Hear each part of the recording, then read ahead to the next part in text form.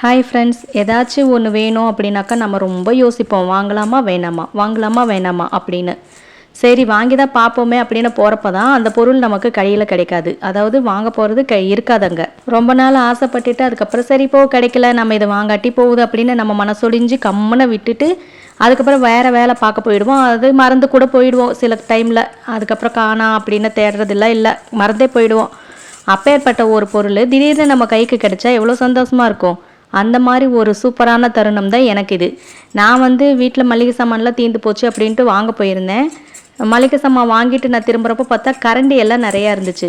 எல்லாரும் ஒவ்வொரு பொருள் வாங்குறதுக்கு ரொம்ப ஆசைப்படுவாங்க பார்த்தீங்களா, அந்த மாதிரி நான் ஒரு கரண்டி பைத்தியம்.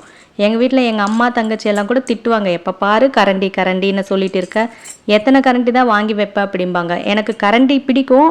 இன்னமும் கூட சில கரண்டி எல்லாம் மனசில் இருக்குது. அதுவும் இது மாதிரி ஒரு நாளைக்கு லபக்குன்னு போய் வாங்கிட்டு வந்துடுவேன். இந்த கரண்டி எல்லாம் பார்த்தீங்கன்னா மரக்கரண்டி, இந்த லாங் ஸ்பூன் பாருங்கள், இது ரொம்ப ஈஸியாக நமக்கு கலந்து விடுறதுக்கு இருக்கும். என்கிட்ட ஏற்கனவே இந்த மாதிரி சில்வரில் ஒரு லாங் ஸ்பூன் இருக்குது. அந்த சில்வர் ஸ்பூன் ஊறுக்காய் எடுக்கிறதுக்கு அதுக்கெல்லாம் நமக்கு யூஸ் ஆகும். பாட்டிலில் கீழே முடிய போயிட்டு அந்த லாங் ஸ்பூன் போட்டு எடுக்கலாம். கோவில் கும்பாபிஷேகத்திலாம் யாகம் வளர்ப்பாங்க பார்த்துருக்கீங்களா, அந்த யாகம் வளர்க்குறப்ப பாருங்கள் ஐயரெல்லாம் இந்த மாதிரி பெரிய லாங் ஸ்பூன் தான் வச்சுருப்பாங்க. எனக்கு இது பார்க்குறப்ப லைட்டாக அது ஞாபகம் வந்துச்சு. இருந்தாலும் இது கிச்சனில் யூஸ் பண்ணுற கரண்டி தான், நம்பணும் நீங்கள். பிடிச்சது கண்ணில் பார்க்குறப்ப பட்ஜெட்டுக்குள்ளே இருந்துச்சுன்னா உடனே வாங்கிட்டு வந்துடுங்க. அதுக்கப்புறம் போச்சே அப்படின்னு கவலைப்பட வேண்டியதில்லை பாருங்கள்.